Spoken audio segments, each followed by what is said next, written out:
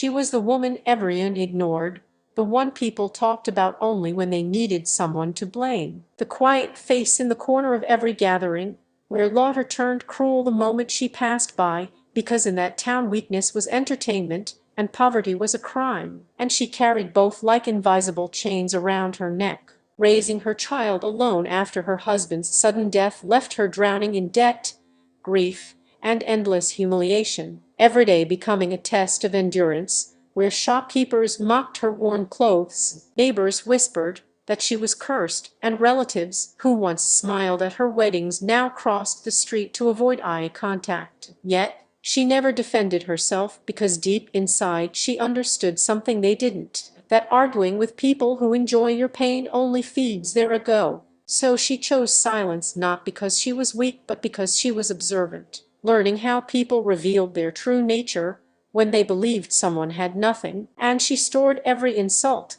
every laugh, every cruel word not in anger but in memory while working endlessly from before sunrise to long after midnight, cleaning houses, stitching clothes, learning new skills online on borrowed devices, saving coins others wouldn't even bend down to pick up, teaching herself patience the hard way as her child slept hungry some nights yet never complained. Years passing quietly as the town remained unchanged, still laughing, still judging, still convinced she would always be beneath them until slowly without announcements or noise, her life began to shift. Opportunities opening because she was prepared when others were complacent, investments growing because she studied while others slept, her confidence rising not from validation but from knowing she could survive anything. And then the moment arrived when fate decided to confront those who mistook silence for surrender, starting with the landlord who humiliated her monthly, threatening eviction publicly to assert dominance, until one morning official papers arrived declaring a transfer of ownership, confusion spreading because no one expected change, especially not from someone like her. And when the meeting day came, she walked in calmly, not overdressed, not trying to impress, just composed, her voice steady as she introduced herself as the new owner, watching disbelief drain color from faces that once laughed at her pain. And in that moment power shifted without shouting or revenge speeches, because true revenge doesn't beg for attention, it simply changes the rules. And as she handed notices with quiet authority, she didn't smile or mock because she had already won by becoming someone they could no longer control, proving that the most dangerous people are not the loud ones who threat, but the quiet ones who endure, learn, and rise when no one is watching. And as the days followed that revelation, the town itself began to feel different to her, not because the streets had changed or the people had suddenly grown kinder, but because she was no longer walking through it with fear pressed into her chest. She noticed how the same eyes that once looked through her now followed her movements carefully, how whispers changed tone, how respect often comes not from goodness, but from power. And she understood this truth without bitterness, continuing her life with the same discipline that had carried her this far, expanding her work quietly, buying neglected properties that others dismissed, fixing them patiently the way she had once fixed her own broken life, while the people who had left struggled to understand how someone they had written off had surpassed them without ever announcing her plans. And among them was the woman who used to humiliate her at school meetings, the one who once said loudly that some parents didn't deserve to sit among respectable families, a sentence that had burned for years. And now that same woman found herself asking for favors, hinting at help, trying to be friendly, but she answered with polite distance, not out of revenge but self-respect, because forgiveness does not always mean access. And as her child grew, watching all of this unfold, she taught them the most important lesson of all, that dignity is not given by others, but built through action. And then fate tested her one more time when an old relative returned pretending concern, asking for money, reminding her of blood ties that were conveniently forgotten when she had nothing. And she listened calmly, offering help, but with clear boundaries, no bitterness in her voice, no anger in her eyes, only clarity, because she had learned that revenge does not require cruelty, it requires growth, and growth naturally separates you from those who fed on your weakness. And still the town talked, some claiming she must have cheated, others insisting luck had favored her unfairly, because it is easier for people to believe in shortcuts than discipline, easier to accuse than to admit they underestimated someone, and she let them talk,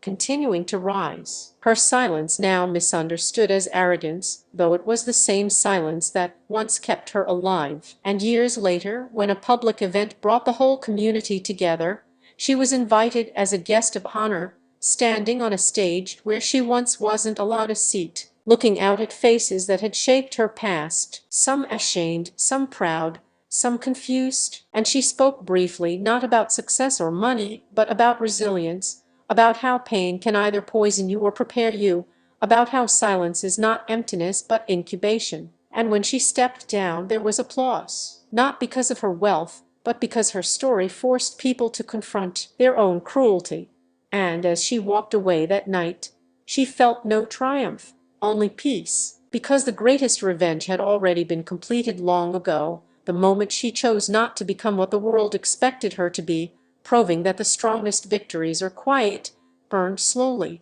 and carried with humility, a reminder that when you mock someone at their lowest, you may be standing in the shadow of who they are becoming. And over the years, as she continued building her life brick by brick, she realized that the very people who had mocked her were still trapped in their patterns, chasing superficial validations while she cultivated real strength, and she found herself sometimes smiling quietly at their desperation to maintain appearances, because they had judged her by what they could see, her clothes, her house, her lack of voice, but they had never seen her hours of labor in the dead of night, never witnessed the sleepless nights when she calculated budgets, studied courses online, or learned how to negotiate deals without letting emotion interfere. And as she expanded her properties, opening small businesses and helping those who were quietly struggling as she once had, she discovered a different kind of satisfaction, not vindictive but profound, because revenge, she had learned,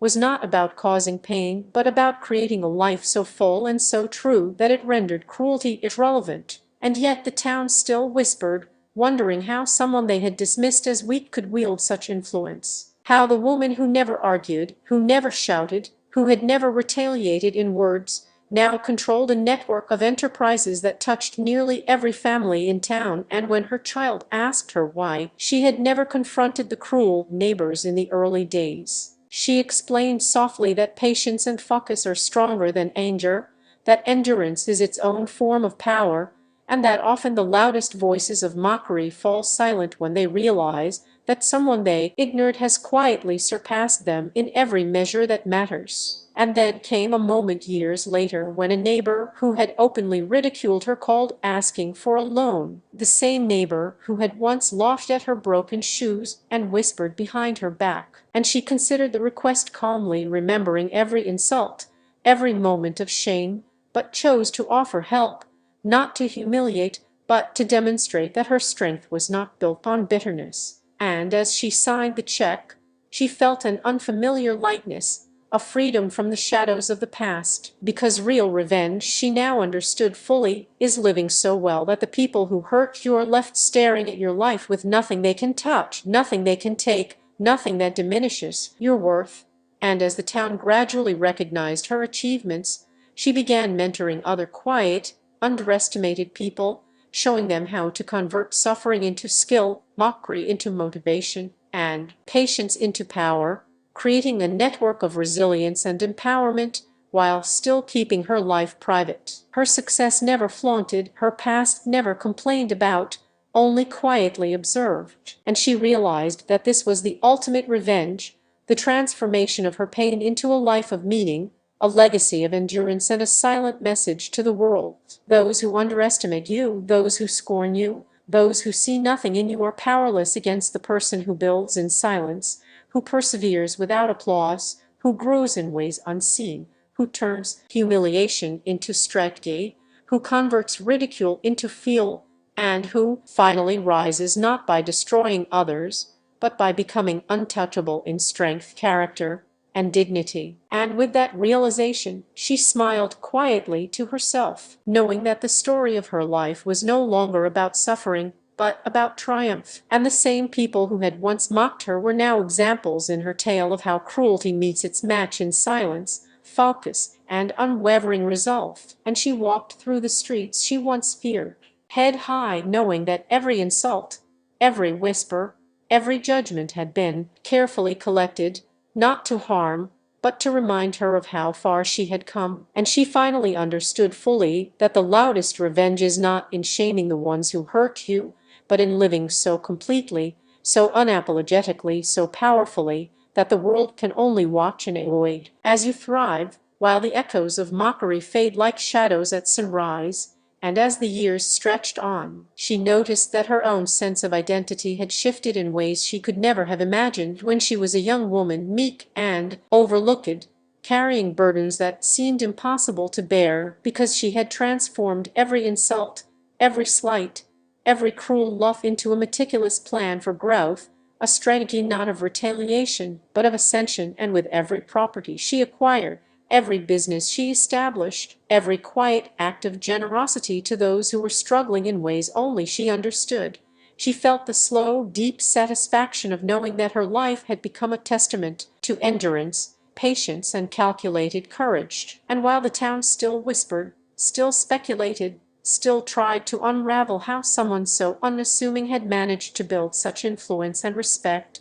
she knew the truth was simple. The power had always been within her, waiting for the right moment to emerge, waiting for her to recognize that silence can be a weapon more formidable than anger, and that humility paired with persistence creates an unstoppable force that no mockery can touch. And there came a day when even those who had openly scorned her in the past were compelled to attend a public meeting she organized, a charitable initiative to improve the town. And as they arrived, faces pale and uncertain, they realized that the woman they had mocked for years had not only survived but flourished beyond anything they could have imagined. And yet she greeted them warmly, offering guidance, support, and partnership, not to assert dominance or remind them of past wrongs, but because she understood fully that revenge is sweetest when it is unnecessary, when it is measured not in harm, but elevation. And as the meeting concluded, several of the former critics approached her cautiously,